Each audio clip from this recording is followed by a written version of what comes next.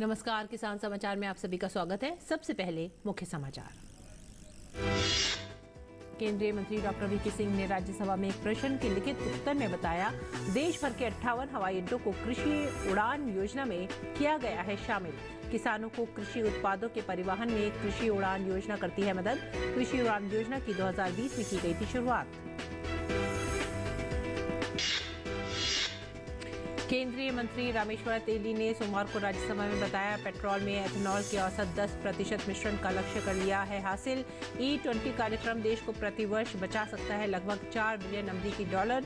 20% ethanol और 80% petrol मिश्रण कहलाता है E20।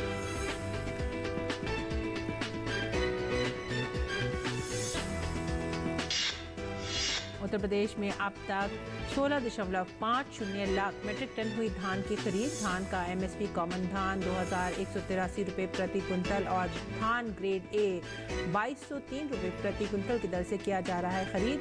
अब तक लगभग 2,46,000 से ज्यादा किसानों को 3,63.46 करोड़ रुपए का किया गया भुगतान।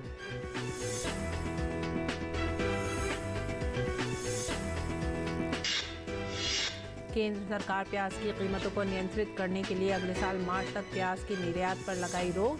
खरीफ सीजन में किसानों से सरकार खरीदेगी 2 लाख टन प्याज। महाराष्ट्र के किसान प्याज के निर्यात पर रोक के फैसले से नहीं है सहमत। महाराष्ट्र के मुख्यमंत्री एकनाथ शिंदे ने किसानों को दिया भरोसा, कहा नहीं होने देंगे किसानों का नुकसान।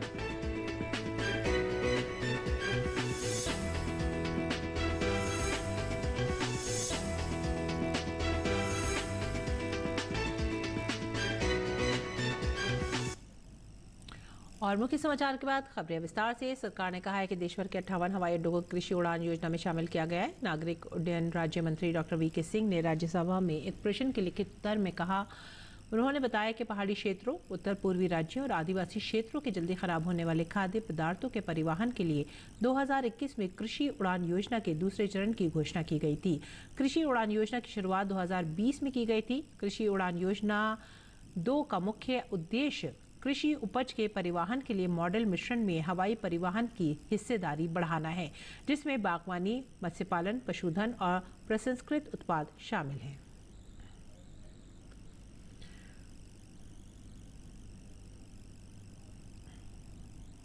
आगे बढ़ेंगे अगली खबर की तरफ। केंद्रीय रसायन और उर्वरक राज्य मंत्री भगवंत खुबा ने राज्यसभा में बताया कि पिछले 9-10 सालों में देश में यूरिया के उत्पादन में उत्तरोत्तर वृद्धि हुई है और नैनो यूरिया के उत्पादन से न सिर्फ किसानों को लाभ हुआ है बल्कि देश के खजाने में भी वृद्धि हुई है। और सरकार ने नैनो यूरिया के उत्पादन के लिए 8 नए प्लांट की अनुमति भी दी है और हर साल 1440 करोड़ बॉटल की क्षमता में विस्तार होगा। नेशनल यूरिया पॉलिसी 2015 के तहत जो एग्जिस्टिंग प्लांट है उनका कैपेसिटी से भी ज़्यादा प्रोडक्शन करने के लिए मोदी सरकार ने उसको बढ़ावा दिया और ये NUP के तहत करीब 20 से 25 लाख मेट्रिक टन की उत्पादन बढ़ी है। यानी आने वाले दिनों में जितना मात्रा में किसानों को चाहिए इसके माध्यम से हम कर रहे हैं। पेट्रोलियम एवं प्राकृतिक गैस राज्य मंत्री रामेश्वर तेली ने सोमवार को राज्यसभा में एक लिखित उत्तर में बताया कि सरकार ने एथेनॉल मिश्रित पेट्रोल कार्यक्रम के अंतर्गत देश में पेट्रोल में एथेनॉल के औसत 10% मिश्रण का लक्ष्य निर्धारित समय से 5 महीने पूर्व ही हासिल कर लिया है। पेट्रोल में एथेनॉल के 10% मिश्रण का लक्ष्य नवंबर 2022 तक प्राप्त किया जाना था, लेकिन इसे 5 महीने पूर्व जून 2022 में ही हासिल कर लिया गया। सरकार ने एथेनॉल आपूर्ति वर्ष 2025-26 तक एथेनॉल मिश्रित पेट्रोल कार्यक्रम के अंतर्गत पेट्रोल में एथेनॉल के 20% मिश्रण का लक्ष्य निर्धारित किया है। भारत में एथेनॉल मिश्रण 2020-25 के लिए रोड मैप के अनुसार एथेनॉल आपूर्ति वर्ष 2025-26 में 20% एथेनॉल मिश्रण की अनुमानित आवश्यकता लगभग 1016 करोड़ लीटर है और पेट्रोल की इस मात्रा को एथेनॉल द्वारा प्रतिस्थापित किया जाएगा। एक सफल E20 कार्यक्रम देश को प्रतिवर्ष लगभग 4 बिलियन अमेरिकी डॉलर बचा सकता है। E20 पेट्रोल में एथेनॉल के मिश्रण के अनुपात को दर्शाता है, अर्थात 20% एथेनॉल और 80% पेट्रोल मिश्रण E20 कहलाता है।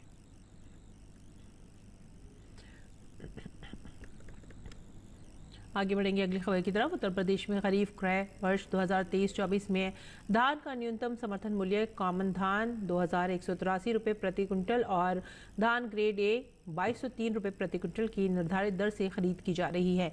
विभिन्न धान खरीद केंद्रों के माध्यम से अब तक 16.50 लाख मीट्रिक टन से अधिक धान किसानों से सीधे क्रय किया गया है। इस योजना से अब तक लगभग 2,46,000 से ज्यादा किसानों को लाभ हुआ है और लगभग 3,063.46 करोड़ रुपए का भुगतान किसानों के खातों में किया गया है।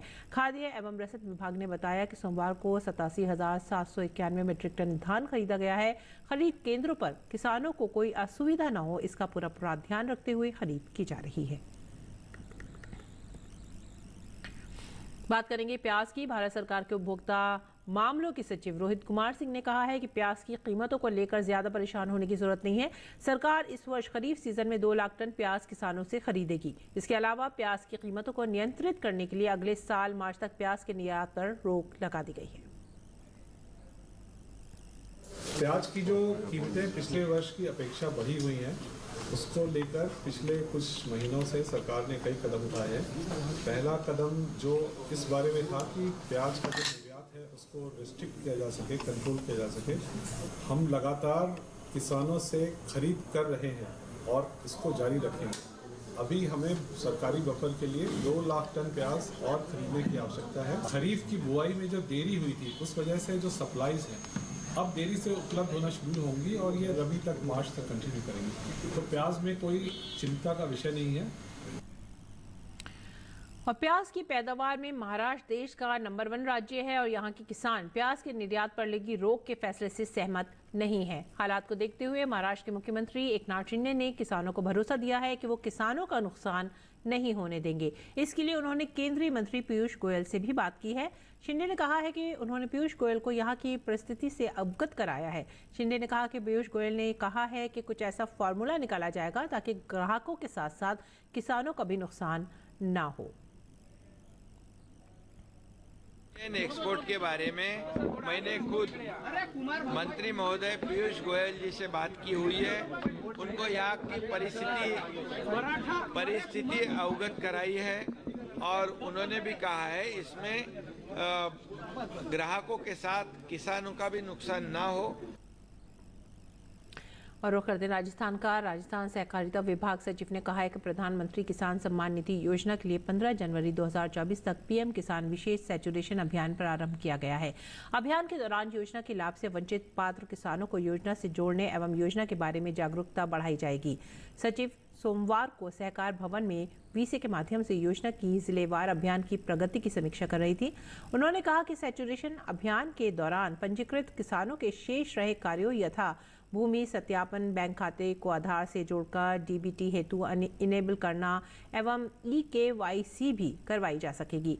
प्रमुख शासन सचिव ने कहा कि सभी संबंधित जिला अधिकारी एक सप्ताह में EKYC का अभियान जिले में चलाएं और किसानों को जागरूक करें। उन्होंने निर्देश दिए कि प्रदेश में लगभग 4.50 लाख स्व पंजीकरण कराने वाले किसानों का सत्यापन नहीं हुआ है, जिसमें से 3,92,894 पंजीकृत तहसील स्तर पर तथा 56,868 जिला स्तर पर लंबित हैं।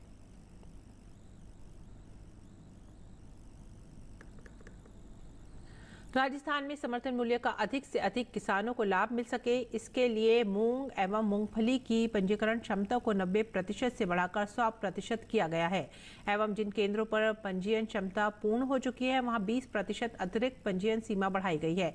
बढ़ी हुई कृषक पंजीयन सीमा का लाभ प्राप्त कर सकेंगे। प्रबंध निदेशक राजफेड संदेश नायक ने बताया कि कृषक पंजीयन सीमा बढ़ाने पर मूंग के लिए 12,731 एवं मूंगफली के लिए 17,025 कुल 29,756 अतिरिक्त किसान पंजीयन करवा सकेंगे। दलहन तिलहन खरीद की कुल सीमा भारत सरकार द्वारा स्वीकृत लक्ष्य तक सीमित रहेगी।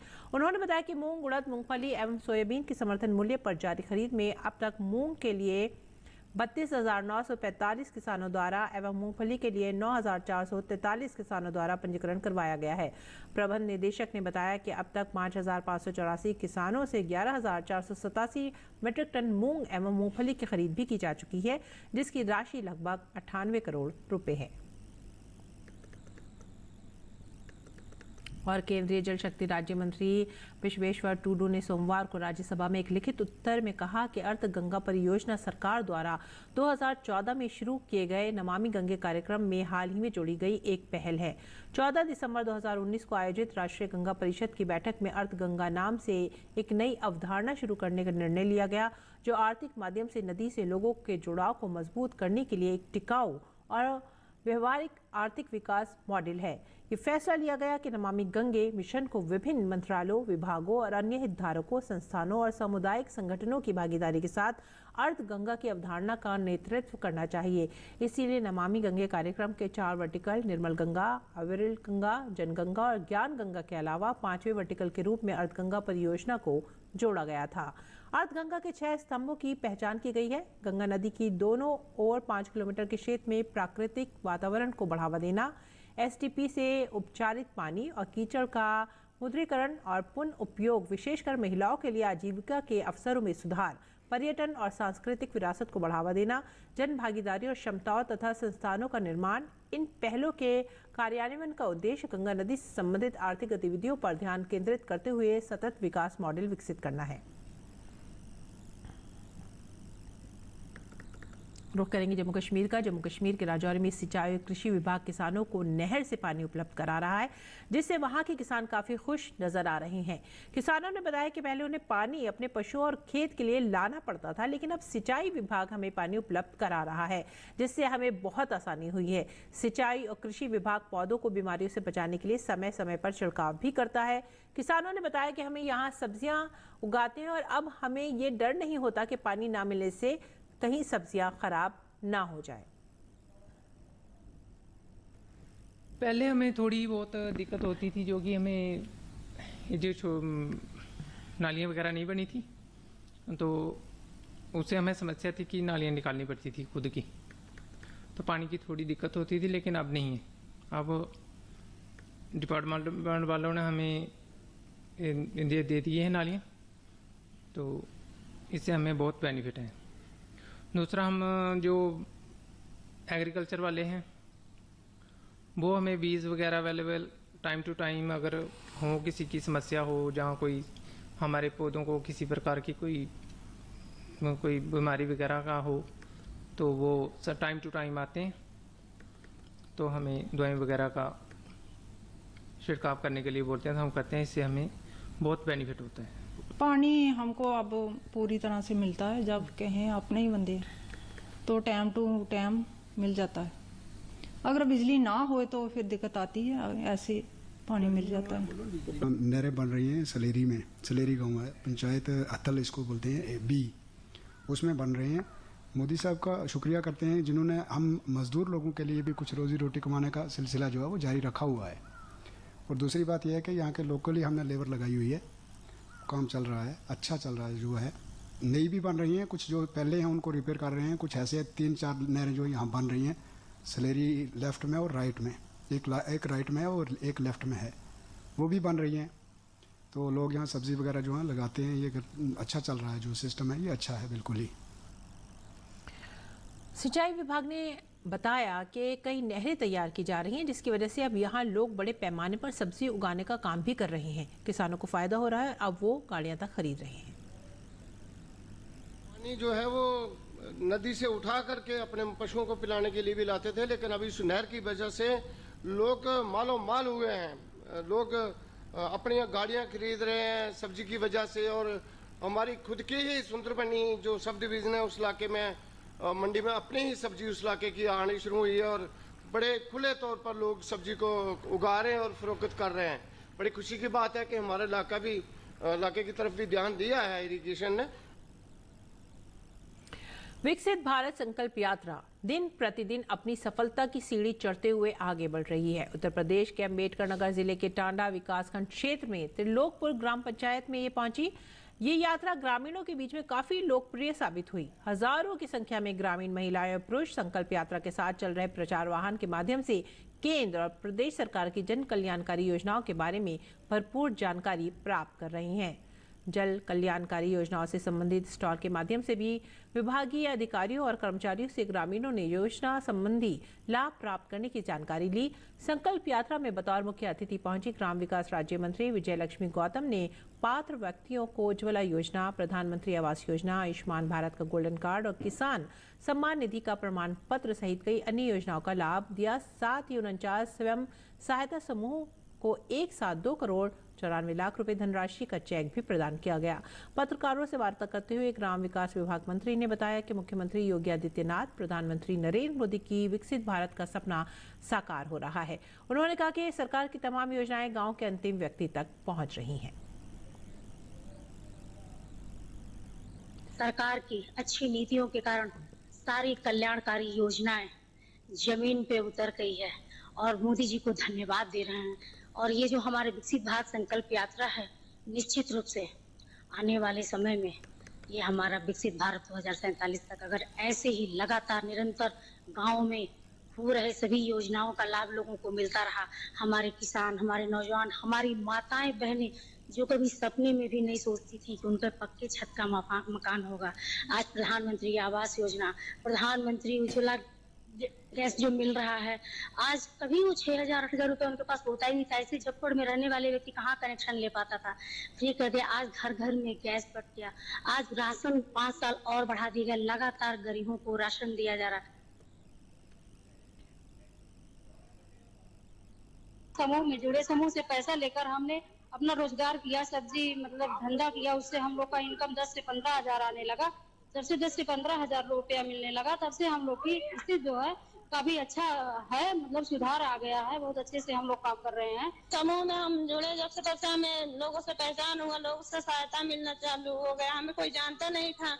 जब से समूह में आए तब से हमें एक दूसरे से सहायता मिलने लगे, दूसरे लोग हमें जानने पहचानने लगे और हम मतलब बाहर निकलने लगे। नहीं थे, हम घर में ही रहते थे, कहीं जाते थे नहीं थे। जब से समूह में हो तब से मतलब बाहर निकलने लगे, मीटिंग ज्वाइन करने लगे, हमें अधिक से अधिक जानकारियां प्राप्त हुई। और अब बात करते हैं मंडी भाव की। देखते हैं क्या रहा देश भर की मंडियों में भाव।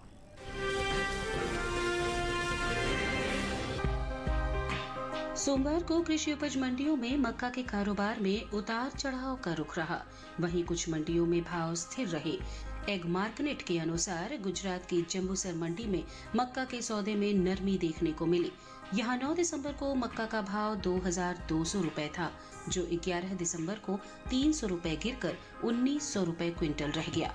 राज्य की ही दाहोद मंडी में भी सुस्ती के साथ कारोबार हुआ। यहाँ 9 दिसंबर को मक्का का भाव 2,550 रुपए रहा। 11 दिसंबर को इसमें 25 रुपए की कमजोरी आई और भाव 2,525 रुपए क्विंटल रह गया। राजस्थान की कोटा मंडी की बात करें तो यहाँ मक्का का कारोबार तेज भाव पर हुआ। यहाँ 9 दिसंबर को मक्का का भाव 2,100 रुपए था। 11 दिसंबर को इसमें 50 रुपए की बढ़त हुई और भाव 2,150 रुपए हो गया। जबकि उत्तर प्रदेश के अलीगंज मंडी में बीते 2 दिन यानी 9 और 11 दिसंबर को मक्का का भाव 2,065 रुपए क्विंटल पर बना रहा। इस साल मक्का की रिकॉर्ड पैदावार देखने को मिल सकती है। कृषि मंत्रालय की ओर से जारी तीसरे अग्रिम अनुमान के मुताबिक साल 2022-23 के दौरान देश में मक्का की उपज 359,13,000 टन हो सकती है, जो पिछले साल की 337,30,000 टन की तुलना में 21,83,000 टन अधिक है।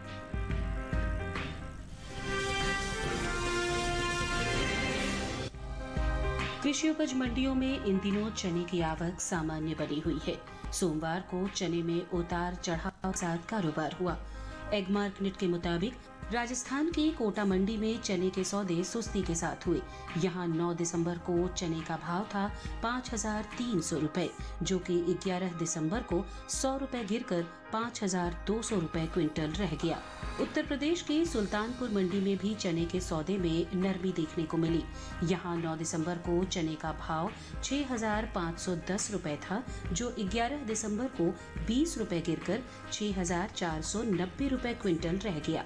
जबकि राजस्थान की जयपुर मंडी में चने के कारोबार में तेजी का रुख रहा।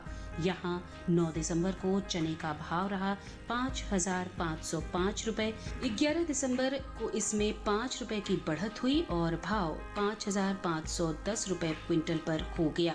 गुजरात की राजकोट मंडी में 9 दिसंबर को चने का भाव रहा 5,550 रुपए, जो 11 दिसंबर को 5 रुपए चढ़कर 5,555 रुपए क्विंटल हो गया। वही बात पैदावार की करें तो घरेलू स्तर पर रबी चने की पैदावार में कुछ कमी देखने को मिल सकती है।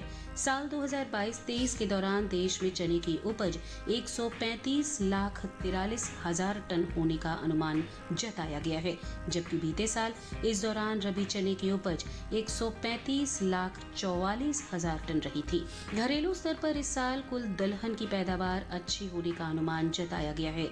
कृषि मंत्रालय के तीसरे अग्रिम अनुमान के मुताबिक देश में साल 2022-23 के दौरान कुल दलहन की पैदावार 275,04,000 टन होने की उम्मीद है, जो पिछले साल के 273,02,000 थी।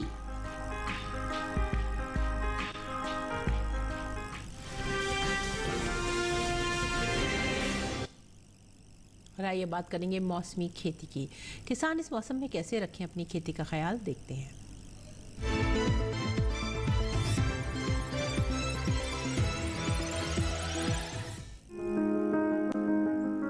जम्मू कश्मीर में गेहूं की बुआई करें। गेहूं के खेत में सिंचाई करते रहें। गेहूं के खेत में निराई भी कर सकते हैं। साथ ही सरसों के खेत में निराई और गुड़ाई कर लें। सरसों के खेत से जल निकासी की उचित व्यवस्था करें। यहाँ गोभी के खेत में भी निराई और गुड़ाई कर सकते हैं। अभी तिल के खेत में निराई और गुड़ाई करें। इसके अलावा चने के खेत में निराई करने का सही समय है। किसान मटर के खेत में निराई करते रहें। मटर के खेत से पानी की निकासी का प्रबंध कर सकते हैं। जम्मू कश्मीर में लहसुन की रुपाई कर लें। किसान प्याज के खेत में पर्याप्त नमी बनाए रखें। वहीं प्याज की रुपाई कर सकते हैं। उत्तराखंड में गेहूं के खेत में सिंचाई कर लें। गेहूं के खेत में निराई और गुड़ाई करते रहें। किसान आलू के खेत में जरूरी उर्वरक डालें। वहीं गन्ने के खेत में सिंचाई कर सकते हैं। गन्ने के खेत में निराई और गुड़ाई भी करें। गन्ने की कटाई करते रहें। इसके साथ ही अरहर के खेत में पर्याप्त नमी बनाए रखें। अरहर के खेत में सिंचाई करते रहें। उत्तराखंड में तिल के खेत में निराई और गुड़ाई कर सकते हैं। किसान काबुली चने की बुआई कर लें। काबुली चने के खेत में निराई और गुड़ाई करने का समय उपयुक्त है। साथ ही गाजर के खेत में जरूरी उर्वरक का प्रयोग करें। उत्तराखंड में गाजर के खेत में पर्याप्त नमी बनाए रखें।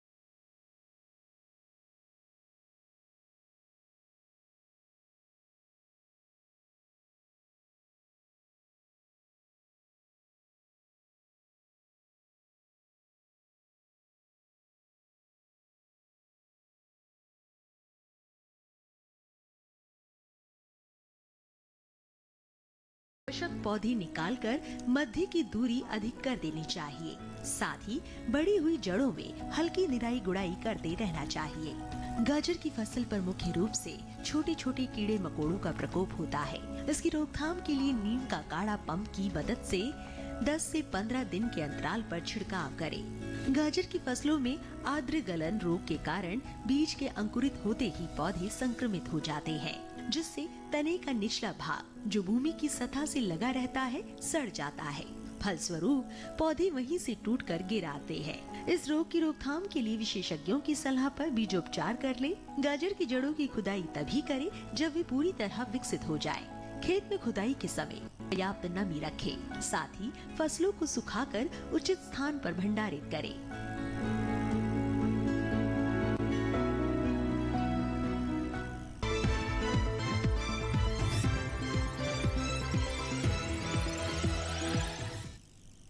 और आइए अब जानते कुछ और खबरें खास खबर में। प्रधानमंत्री नरेंद्र मोदी ने नागरिकों से नमो ऐप पर विकसित भारत एम्बेसडर मॉड्यूल में प्रभावशाली कार्य करने की 100 दिन की चुनौती को स्वीकार करने का आग्रह किया है। इस अभियान के तहत केंद्रीय मंत्री हरदीप सिंह पुरी ने अंतर्राष्ट्रीय पैरा एथलीट दीपा मलिक और फैशन डिजाइनर जे वलाया को विकसित भारत संकल्प अभियान का ब्रांड एम्बेसडर नियुक्त किया। केंद्रीय मंत्री किरण रिजिजू ने कांग्रेस पार्टी पर हमला बोला, कहा कि कांग्रेस ने देश में करप्शन की बीमारी फैला रखी है। किरण रिजिजू ने कहा कि जैसे मोदी की विकास की गारंटी की गाड़ी गांव-गांव चल रही है, वैसे करप्शन के खिलाफ मोदी की गारंटी की गाड़ी भी साथ-साथ चलेगी। केरल के राज्यपाल आरिफ मोहम्मद खान ने मुख्यमंत्री पिनराई विजयन पर गंभीर आरोप लगाया। उन्होंने कहा है कि मुख्यमंत्री उन्हें शारीरिक रूप से नुकसान पहुंचाने के लिए साजिश रच रहे हैं। केरल के राज्यपाल आरिफ मोहम्मद खान के खिलाफ एसएफआई के काले झंडे के विरोध पर केंद्रीय मंत्री और बीजेपी नेता वी मुरलीधरन ने कहा है कि राज्यपाल पर हमला करना राज्य में कानून और व्यवस्था की स्थिति को स्तर को दर्शाता है। सुप्रीम कोर्ट परिसर में प्रधान न्यायाधीश DY चंद्रचूड़ ने cancer detection and health camp का उद्घाटन किया। इस स्वास्थ्य शिविर का आयोजन सुप्रीम कोर्ट बार एसोसिएशन और रोटरी क्लब ने किया है।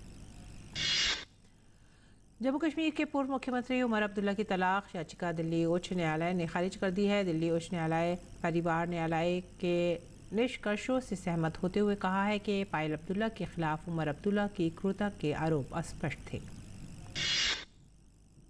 अयोध्या में बन रहे भगवान राम के भव्य मंदिर का निर्माण तेजी से हो रहा है। इसके साथ ही अयोध्या में विकास भी गति पकड़ रहा है। मंदिर के साथ साथ रामनगरी में एयरपोर्ट भी बन रहे हैं। श्री राम इंटरनेशनल एयरपोर्ट का कार्य अंतिम चरण में है। जल्द ही उड़ानें शुरू होने की संभावना है। इसी के साथ ही आप हमारी पूरी टीम को दीजिए आज्ञा। नमस्कार।